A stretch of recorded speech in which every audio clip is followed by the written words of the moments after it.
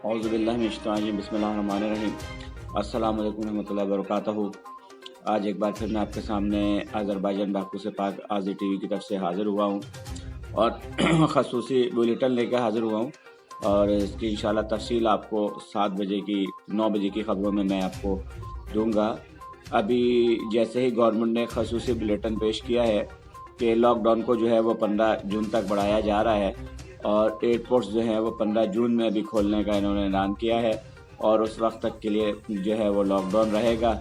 मगर उसमें बहुत सी नरमियों का ऐलान किया है, जिसमें इन्होंने बड़े मॉल्स और जितने भी मार्केट्स थी उनको खोलने का ऐलान किया है, जिसमें सदरक बाज़ार हैं और दूसरे हैं। इसके अलावा रेस्टोरेंट्स जो होटल थे उनका जो टाइम है वो 6 बजे से बढ़ा के वो जो है 10 बजे तक कर दिया है रात को।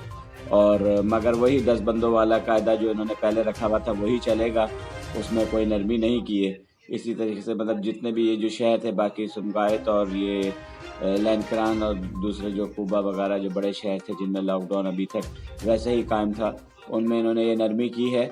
और अभी 6 बजे जो है इनकी कॉन्फ्रेंस होगी जिसमें ये जो मुख्तलिफ और दूसरे जो इन्होंने नरमियाँ की हैं उसका ऐलान करेंगे।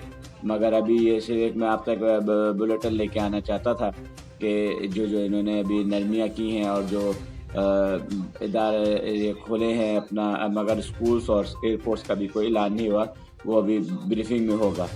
लॉकडाउन का 15 जून तक ऐलान हुआ है और एयरपोर्ट्स का भी हो गया कि फ़्लाइट्स ऑपरेशन नहीं शुरू होंगे, कार्गो चलेगी मगर पैसेंजर जो है अभी वो कबूल नहीं किए जाएंगे। तो इसके अलावा जैसे कोई और दूसरी मालूमात आती हैं अभी कॉन्फ्रेंस के बाद तो हम आपके सामने एक दफ़ा फिर हाज़िर होंगे। जज़ाकल्लाह।